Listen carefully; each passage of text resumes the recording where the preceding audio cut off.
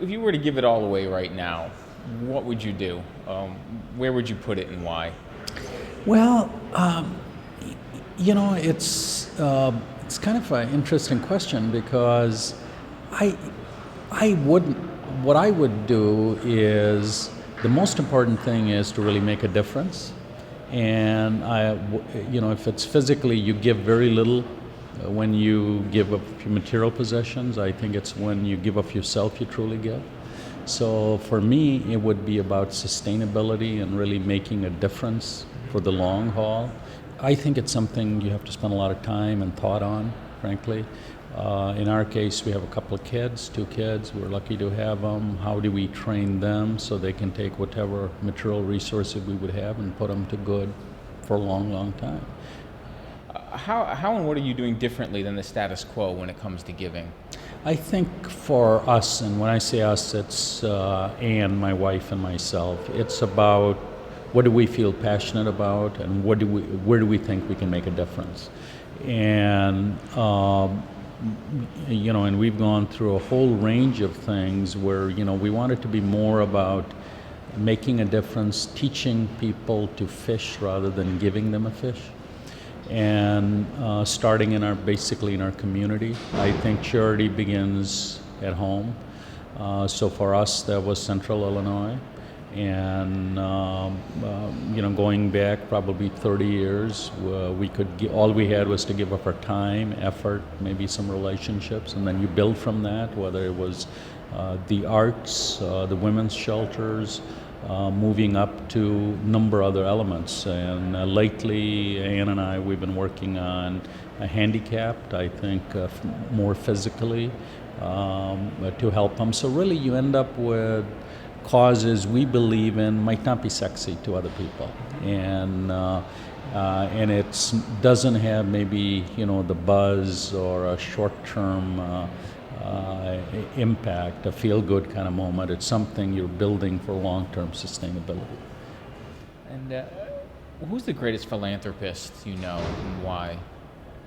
Well, I think, here at the forum, there are a lot of people, and I would say probably like this morning, and somebody I find kind of inspirational is Oprah Winfrey, who was here. I think the roots, and I've spent a lifetime in Central Illinois. I mean, what she did in Chicago, and some of the trials and tribulations, I think are very, very interesting. It's like, it's great to learn, but it's even better if you learn from somebody else, their experience. And she's been very, thoughtful and open about sharing the good and the bad. So, one thing you wish you hadn't done or had done differently, what surprising thing have you learned about giving money away since you started doing it? I think you have to, again, you get into a mode where, if you're able to write a check, you kind of just start doing it, and you don't spend enough time really as to can you leverage it? Who are the people, who'll be implementing it, who can get more bang out of it, make bigger difference? So really, for me, it's more time, more energy it takes to really understand the people behind maybe the implementation or some of the beneficiaries. And we used to have a mindset, once you've kind of given the money, your responsibility is done. And I think what we've learned is it's really kind of starting at that point. What happens, you've got to make the right choice, but then you have to make sure it really is implemented and it produces the results you were hoping, and if not, what have you learned and what are you going to do different? Tell me one amazing story of giving that would break my heart. Well, I mean, it's, there are many, and quite frankly, the way we've approached it is not, what hits a button or gives you an emotional high for a short term.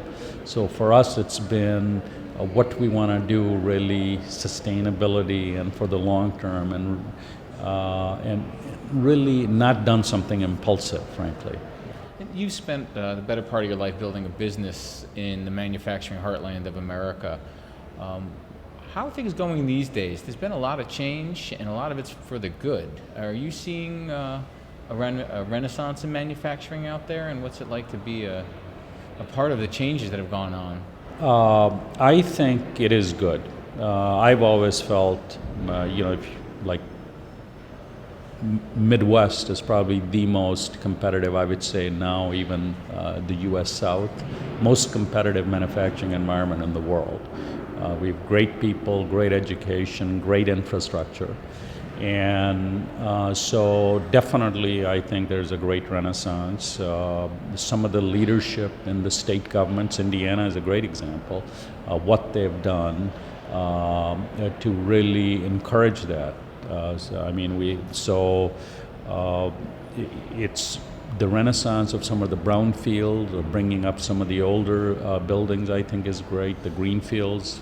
But absolutely, we're seeing that. What more needs to be done at this point to set the stage for greater growth domestically for manufacturing? I think what needs to be done is get out of the way of really the entrepreneurs.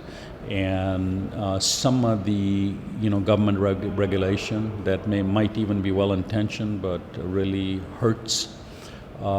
It should be more of a cooperative stance, whether it's environmental or safety or any unions.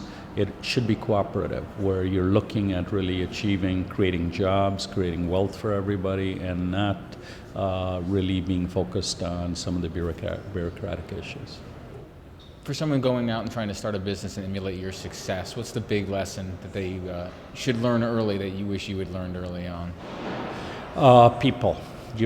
Something it took me probably good 10 years was you've got to find the best people, and you have to develop the best people, and that might mean that you have to pay them better than you're getting paid. You might even be the owner.